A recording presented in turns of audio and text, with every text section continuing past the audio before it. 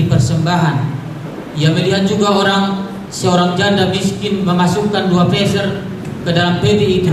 Lalu ia berkata, "Aku berkata kepadamu, sesungguhnya janda miskin ini memberi lebih banyak daripada semua orang itu, sebab mereka semua memberi persembahannya dari kelimpahannya, tetapi janda ini memberi dari kekurangannya, bahkan ia memberi seluruh nafkahnya."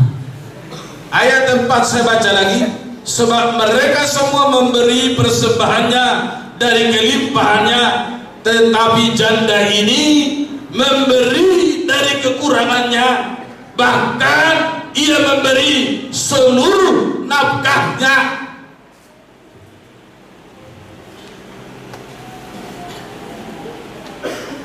Waktu beli lahan gereja pertama sekitar 1.700 meter lebih, saya coba mengingatkan jemaat yang masih sedikit. Ya, kalaupun saya lihat sudah ada 2-3 orang yang mungkin boleh saya libatkan. Tahun 85 pembeliannya lahan tempat gereja lama itu. Tapi tempat rumah kami tahun 87. Kalau itu saya yang beli 100%. Jadi jangan samakan, ada siring dari sana kok sampai ke ujung, sehingga tangga gereja itu sebagian tanah kami dulu. Bukan dibeli gereja itu, bukan dibeli jemaat. Saudara, selalu orang beralasan, bukankah saya tidak punya uang? Bukankah saya tidak punya kesempatan? Saya kan masih butuh ini itu. Selalu dalam hati saya, ini kesempatan. Saya ingin mempesona hati Tuhan lewat persembahan hidupku. Itu tekad dalam saya sepanjang saya mulai melayani Tuhan. Lalu kita bangun gereja. Kalau tidak salah waktu itu kas sudah ada 7 juta lebih. Ya, minggu memang mulai kita beli tanah itu, kita rencanakan membangun gereja dan sudah mulai masuk dalam 2 puasa, supaya segala sesuatunya boleh terlaksana dengan baik. Sekitar Februari 87 kita buatkan rapat untuk segera memulai gereja. Tetapi yang memegang kas berkata, nanti dulu, kita kan belum punya izin. Nanti jangan-jangan kita mulai, tetapi kemudian kita batal menyelesaikan. Dia berkata demikian sebab rumahnya sudah dia bangun dengan kas gereja ini, tanpa pernah minta dari saya persetujuan. Dia pikir kalau saya sudah lebih bangun rumah dengan ini, terpaksa saudaraku, sesudah kita mulai pembangunan gereja itu 18 Agustus 87, dia pinjam uang Sintua Pesitumorang. Waktu itu Sintua Pesitumorang, karena Sintua Pesitumorang belum menjadi Pentakosta. Tapi omongannya lagi keluar paling gak enak. Maaf Pak Sabata, saya lagi Pak Sabat ditayo ada bangun gereja. Terpaksa pembangunan. Dibalikan lagi, padahal kas gereja yang saya suruh dikeluarkan sesuai dengan biaya setiap bulan, bukan langsung sekaligus. Kenapa? Supaya orang tahu dia sudah kaya, rumahnya sudah bagus. Padahal dalam perjalanan ini saya sudah jelaskan bahwa untuk mengikut Tuhan kita harus selalu mengutamakan Tuhan dalam segala waktu dan keadaan, untuk membuat hati Tuhan selalu tertuju kepada kita. Saudaraku, kalau dalam firman Tuhan berkata, kalau ada orang meminjam kas gereja, harus ditambah kemudian waktu mengembalikannya 1/5 dari yang dipinjam. Itu ketentuan Alkitab. 1/5 dari yang dipinjam. Kalau kau pinjam 1 juta, hitung 1/5 200.000, berarti kau harus kembalikan 1.200.000. 3 bulan kau pakai atau 4 bulan tidak ada di situ patokannya, tetapi dikatakan waktu mengembalikan harus ditambah 1/5. Sebab tidak seharusnya kas gereja diutangkan. Tidak boleh saudara, itu harus ditertibkan supaya sewaktu-waktu gereja butuh untuk kepentingan pelayanan, maka ada uang yang tunai. Jangan permainkan Tuhan dengan itu. Saudara, harus kita hati-hati. Kita baca kitab itu bukan sekedar baca, semuanya dengan teliti, semuanya dengan benar.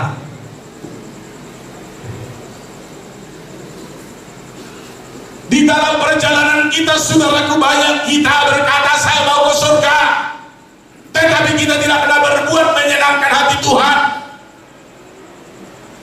Kalau orang Majus tadi, datang dari jauh dengan segala kerinduan, saya baru bertemu dengan raja yang baru lahir itu, dan saya akan persembahkan baginya sesuatu yang berguna, sesuatu yang berarti.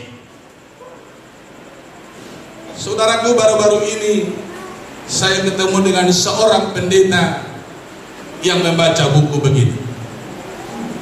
Atau apakah dari Facebook ini atau dari mana, saya dengar begini. Ada seorang yang demikian setia beribadah kepada Tuhan, dan satu saat dia dibawa oleh Tuhan dalam roh ke surga. Lalu dia lihat bangunan-bangunan di surga yang begitu indah, dan ada satu di sana rumah yang paling bagus dan paling besar. Dalam penglihatan si orang percaya dibawa oleh Tuhan dalam alam roh ke surga ini. Lalu malaikat yang menemani orang ini bertanya, tahukah rumah siapa ini? Ia beranggapan ini rumah seorang rasul, atau rumah seorang nabi, atau rumah seorang yang betul-betul melayani Tuhan dengan sepenuh hati selama ini, semenjak ia datang ke dunia ataupun ia ada di dunia sampai pada hidupnya, ia mungkin sangat serius melayani. Tetapi apa dikatakan malaikat itu? Rumah ini adalah rumah yang sedang dilihat oleh Yesus waktu bikin kolekte. Semua hidupnya diberi kepada Tuhan, dipersembahkan. Inilah rumah untuk dia. Karena berani dia memberi seluruh hartanya, seluruh hidupnya untuk kemuliaan Tuhan.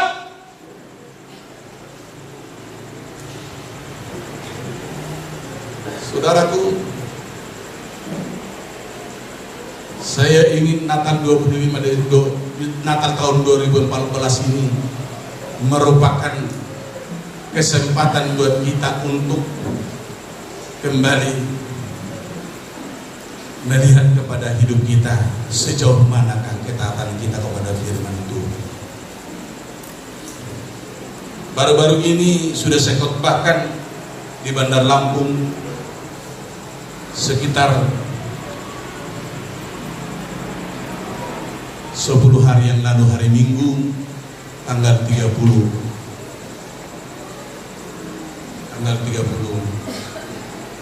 November yang lalu.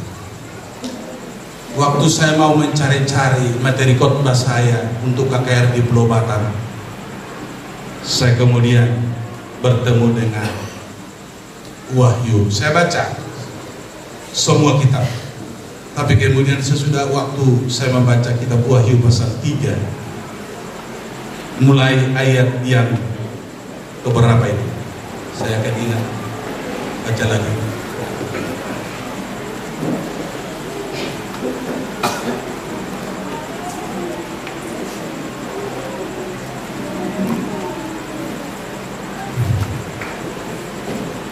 Mulai ayat 14 sampai 22, kepada jemaat di Laodikia.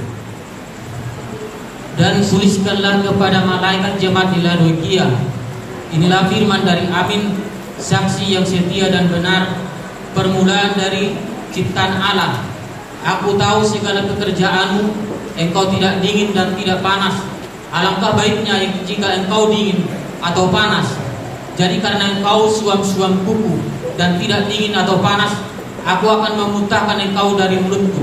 Karena engkau berkata, aku kaya, dan aku telah memperkayakan diriku, dan aku tidak kekurangan apa-apa. Dan karena engkau tidak tahu bahwa engkau melarat dan malang, miskin, buta, dan telanjang. Cukup dulu sampai di sana. Saudaraku, setelah saya baca, sekali saya baca lagi, Tuhan katakan mayoritas orang Kristen di dunia ini, inilah kondisinya di seluruh dunia. Merasa sudah ibadahnya kepada Tuhan, merasa sudah hebat pemahamannya akan firman Tuhan, merasa sudah sangat menyenangkan Tuhan hidupnya, padahal mereka seperti dikatakan dalam firman Tuhan ini, suam-suam kuku. Dan khotbahkan ini segera di gereja, ajar mereka, karena akhir zaman sudah akan datang. Hubungkan ayat ini dengan Daniel 9 ayat 27 katanya. Maaf saudaraku, jemaat yang mungkin tidak terbiasa memperhatikan kalau saya mendengar suara Tuhan. Kalau di Bandar Lampung, kalau saya dengar umpama saya katakan contoh tentang sesuatu yang serba rahasia, tetapi kemudian dijelaskan Tuhan, kemudian diuji, pasti seperti yang saya katakan itu akan nyata. Sudah terbiasa. Satu contoh soal, apa yang saya katakan kepada Benget waktu itu, apa yang saya katakan kepada Milda, anak Pak Silalahi dari negara Ratu, katakan kepada orang tuanya, kalau mereka tinggalkan adat istiadat, penyakit Milda itu sembuh dengan sendirinya. Mencoba mereka rumah sakit terus, sampai rumah sakit Advent angkat tangan, kami tidak mampu lagi, tolong kami akan rujuk ke Jakarta, siapkan uang ratusan juta. Menangis Silalahi, menangis istrinya. Kira-kira apa yang saya berbuat teman? Saya kan sudah katakan, Tuhan kan sudah katakan, tinggalkan adat istiadat secara sempurna. Niscaya engkau kalau setia, lihat bawa anakmu pulang, itu kesembuhan. Saudaraku dalam Tuhan, bangga kita sebagai orang percaya, banyak hal yang dikaruniakan Tuhan, banyak hal yang diajarkan Tuhan. Cinta uang kita itu masih melekat. Saya telepon mantu saya di Liwa, ada di situ peristiwa yang saya lihat tidak benar. Begini penyelesaiannya, saya katakan kepada pendeta Jesse Torus. Sampai saya marah dari telepon, mungkin pendeta ini dengar. Tetapi karena cinta akan Tuhan, mau lepas tangan, tidak perlu apa-apa yang diperbaiki. Saudara, dari situ saya tahu mereka sangat cinta uang. Kasihan. Ini kesempatan tidak akan berulang beberapa kali. Tuhan sudah tegur, Tuhan sudah ingatkan, lalu dibiarkannya masuk berbagai kesukaran, tetapi tetap tidak sadar.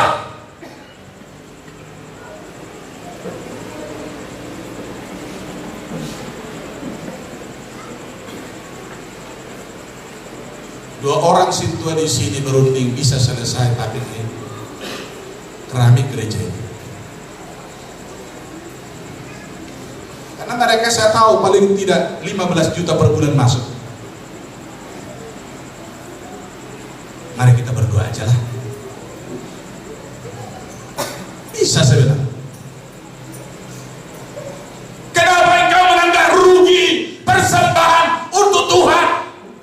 Bukankah kalau engkau berbuat untuk Tuhan itu tercatat sebagai jalannya Tuhan melihat engkau, memelihara engkau dan mempersiapkan berkatnya luar biasa sehingga engkau sejahtera, penuh sukacita, jauh dari mara bahaya, jauh dari kematian, tetapi dijamin hidupmu untuk masuk hidup dalam kerajaan surga.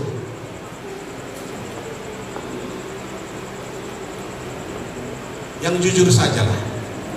Catat dulu pemasukan, tidak perlu saya sebut inisial. Catat dulu pemasukan.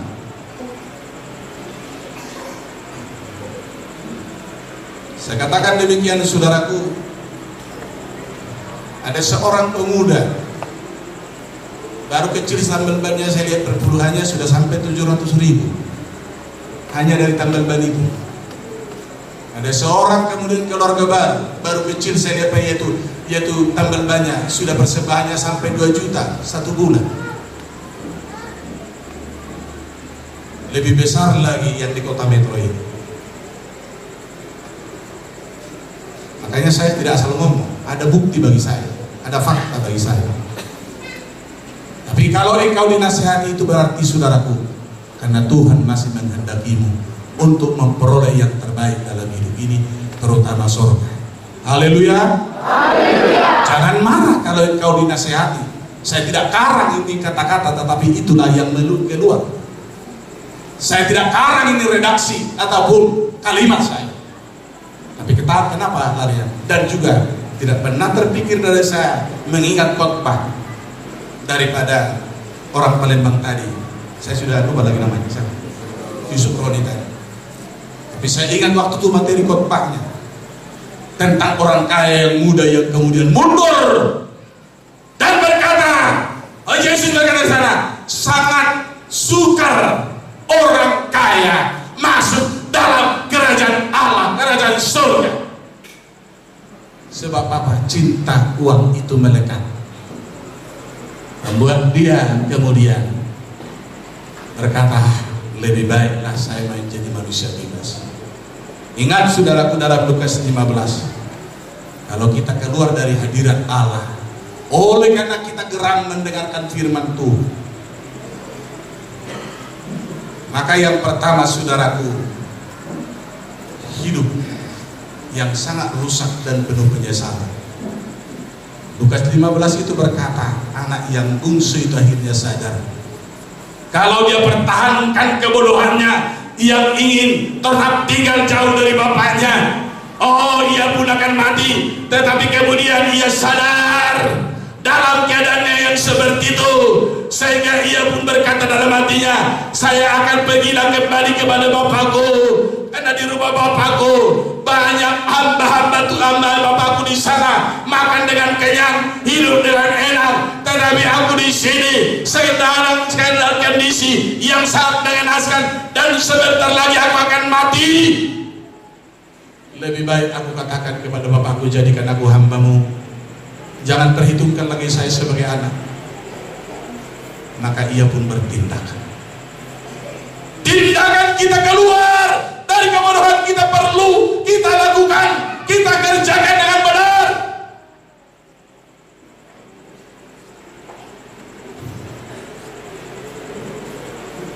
Saudaraku, karena saya percaya kepada firman Tuhan, maka saya selalu dahulukan pekerjaan Tuhan. 15 tahun saya berkeluarga, tanah sudah saya beli tahun 87. Itu pun dengan cicil waktu itu. Masih saya ingat 2.500 per meter. Ada Pak Ali di sana, Ali Pendek. Dia berkata, tolonglah Pak Rumah PH belikan tanah saya itu. Karena waktu beli ya kami terima uang dari penjualan tanah untuk gereja ini, lahan ini. Wah, kami beruntung. Saya tidak mau menjualnya ini kepada Villa Citra, karena banyak orang saya dengar sesudah dia terima uang dari Villa Citra seperti mabuk mereka mempergunakan uang itu sehingga nggak lama jadi hangus. Tapi uang yang kalian berikan dari gereja membeli tanah sebelah itu menjadi berkat bagi kami. Kami beli tanah di Berhen sana 5 hektar, sekarang sudah jadi mahal. Saudaraku, dikatakan berapalah maumu, tanah ini terserah kami, yang penting kau yang beli. Saya kemudian menjadi sepertinya dibuka untuk menikmati berkat. Barangkali kalau dia pertahankan dengan 5.000 1 meter, mungkin saya pun akan beli, karena sejak dahulu saya katakan rumah saya harus dekat gereja, supaya pintu rumah saya terbuka untuk orang minum, untuk orang yang kelaparan. Gak apa-apa rumah itu terbuka terus, kotor pun itu bisa disapu, bisa dibersihin. Saya mau melayani Tuhan dengan perilaku-perilaku lanjutan yang boleh saya perlihatkan sebagai contoh. Saudaraku, saya pernah berkata kepada istri saya, sepertinya makanan di rumah ini ya cukup untuk paling-paling 40-50 orang, tetapi saya lihat kadang-kadang sampai 80 orang tetap cukup. Ini seperti Matius 14, 5 roti 2 ikan dibagi 5.000, masih tetap sisa 12 bangku. Saya sering melihat itu. Kelihatan terbatas yang kami persiapkan, tetapi yang kemudian menikmati boleh begitu banyak. Saya bangga dengan keurahan Tuhan seperti itu. Saya bangga dengan perbuatan Tuhan seperti itu.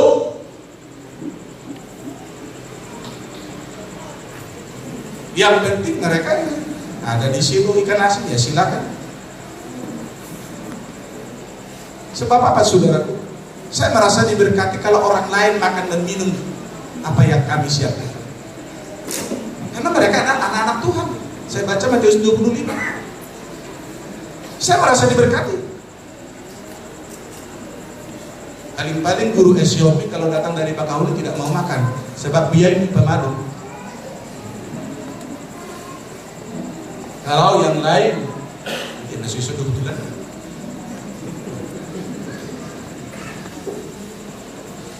Kulo juga orang elek kruton nasaholo.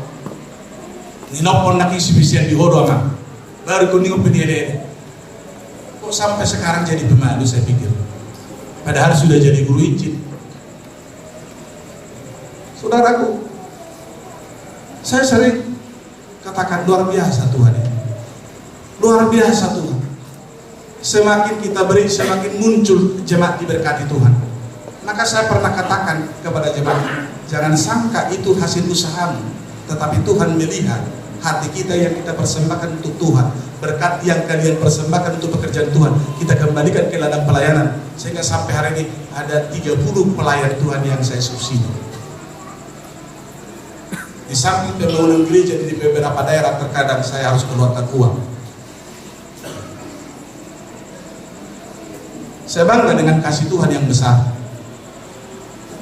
Saya bangga dengan perbuatan Tuhan yang sangat luar biasa.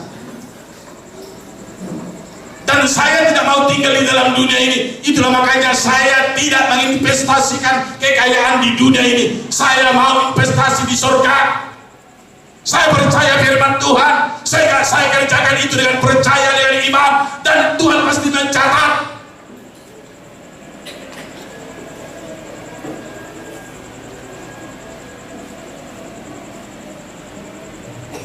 Peringatan malam ini, saya tidak tahu apa peringatan yang terakhir. Saya disuruh ajarkan persembahan orang Majus kepada jemaat yang hari ini ibadah.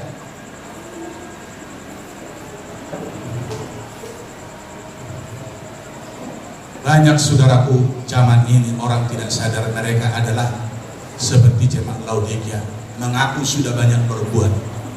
Padahal dikatakan dalam ayat 17, karena engkau berkata, aku kaya, aku telah memperkayakan diriku dan aku tidak kekurangan apa-apa, dan karena engkau tidak tahu bahwa engkau melarat dan malang, miskin, buta dan telanjang. Ini perkara rohani terutama. Mengaku tidak perlu lagi orang menasihati. Saya kan sudah tahu firman Tuhan. Mengaku dia lebih hebat melayani. Saya kan banyak berjuang berdoa untuk menyampaikan firman.